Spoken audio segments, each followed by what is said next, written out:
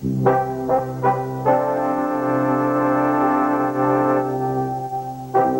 truly a fabled land, for nestled in a valley amidst these wooded mountains is a village that is home to a very famous little girl. Well, she was to become famous, that is. It all began one sunny afternoon when she was visiting her grandmother's house in the country.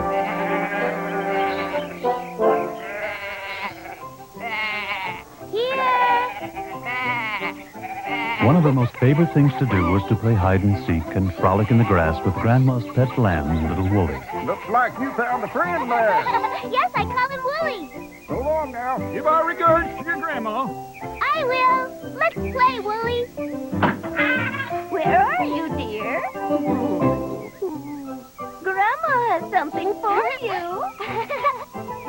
Grandma made this. Do you like it? A red hood. Well, then aren't you going to try it on? From now on, your Little Red Riding Hood. Grandma, thank you for my new hood. You look so pretty in your new hood, and now everyone will call you Red Riding Hood. Huh? How did you guys know that that was my new name? We were at your grandma's. What other name would you be called wearing a pretty red hood like that? Now, you be careful going home. Oh, I will. And thank you. The children of the village envied her, and even the adults took notice. And from that day forth, she was to be known indeed by everyone as Little Red Riding Hood. And I think it's the least we can do to thank Grandma for your pretty new red hood. So I filled this basket with some of her favorite things for you to bring to her, all right? Uh-huh. There. I want you to be very careful, and you must return home before nightfall. Now, remember. Okay. Bye-bye. And so once again, Little Red Riding Hood was off through the woods to Grandma's house. Only this time she was carrying a basket full of good things to eat. And someone with a big nose, huge appetite, and real nasty attitude just happened to be lurking nearby. Yeah, looks like picnic time. Wait a minute there, miss. Excuse me. What's the big hurry? I'm going to Grandma's to bring her these goodies. See ya. Somehow I don't think those goodies will make it to Grandma's. Let him have it.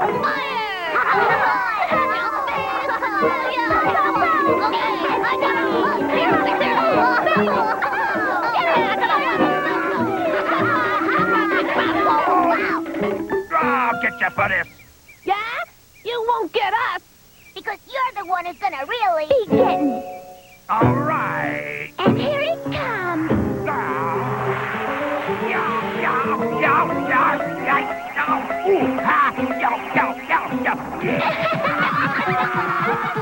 And don't bother coming back. But the wolf was not about to give up his plans for a picnic lunch so easily. He quickly circled back to lay in wait for Little Red Riding Hood.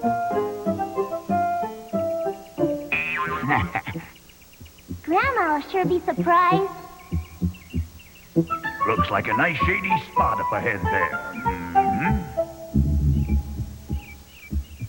I'll gobble her up right here and take the basket to go.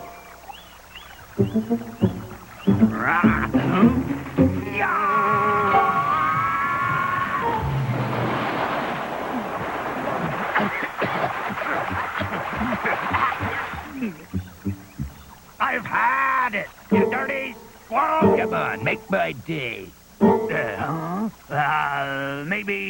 Maybe some other day. I don't know what these woods is coming to. Everybody's so hostile. Meanwhile, Little Red Riding Hood had decided to pick a bouquet of wildflowers for Grandma from a meadow along the way. Grandma? Surprise! It's only me. Hey, what about your bringing a posy to Grandma's house, huh? I've already thought of that. I'm going to bring her a whole bunch of flowers. Is there something wrong with this one? I mean, go right ahead. Okay. If I can just get close enough before she screams. Easy. One more little step. Silly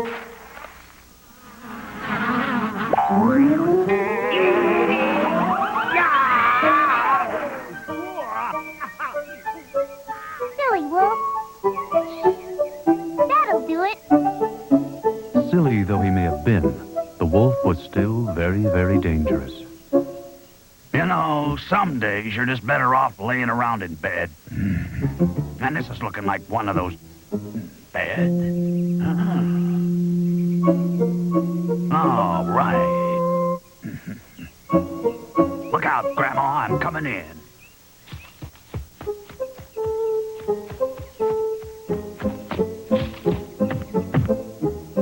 Yes, who is it? Me. It's one of your friends. A little surprise visit. Just a minute.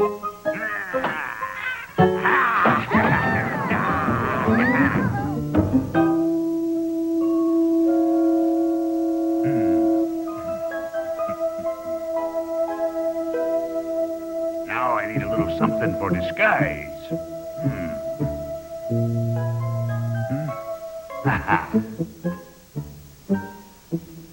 You'll never know it's me. But Little Red Riding Hood was just moments away from finding out. Grandma will love these pretty posies I picked. However, at this moment, the last thing Grandma needed was posies. This is really some kind of living. All right, Miss Riding Hood, Grandma's waiting. Grandma, it's Red Riding Hood. Oh, May I come in? I'm alone. Certainly, my child. The door is open. You're not feeling well? Yes, dear. Come closer. I'm feeling poorly. Grandma, what big ears you have. They've grown so much larger since the last time I was visiting with you. Well, they're all the better to hear you with, my dear. You know what I mean, don't you? And what great big eyes you have.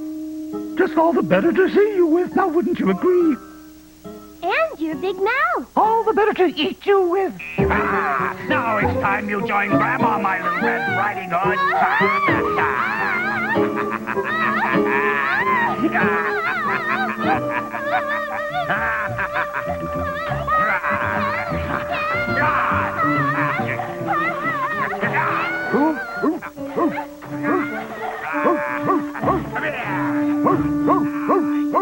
Hush. That was definitely the sound of a young girl in very grave danger. And it was coming from the old lady's house. We better hurry.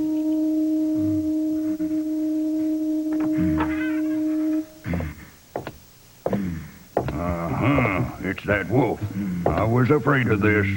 But maybe I just might be able to save him.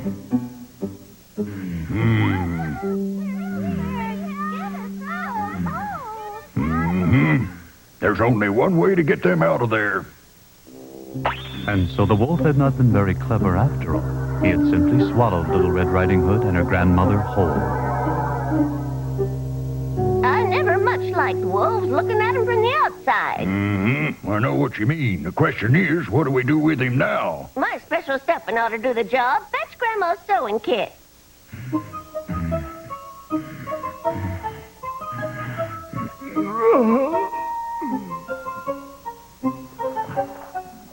By the time Grandma finished stuffing and darning, the wolf would awake without realizing anything was amiss, for he still had a bellyful.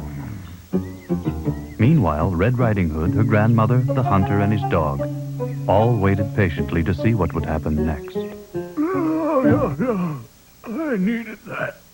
Nice nap. I think he's coming out. Humans don't seem to agree with me. They leave you with that stuffed feeling. And thirsty. Oh, well. All right. Bucket of water to wash these guys down with, I'll be good as new.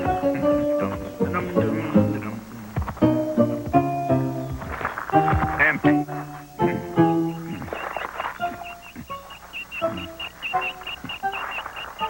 This ought to put out the fire.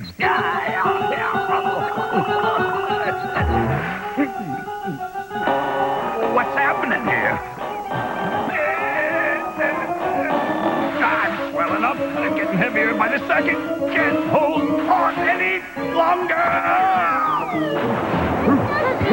Careful now.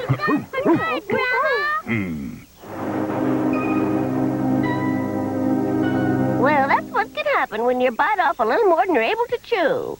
No offense, Granny, but remind me never to eat your stuffing. Well, that big bad wolf won't be bothering anyone again, thanks to your grandmother here. You're the one that we should be thanking. That's right. Thank you, Mr. Hunter. The mystery is, what was in that stuffing? Yeah, Grandma. What made the wolf puff up like that? The oatmeal. I love baking, but I always have all these cookies left over, so I figure cram his belly a pound of salt and he'd provide the water.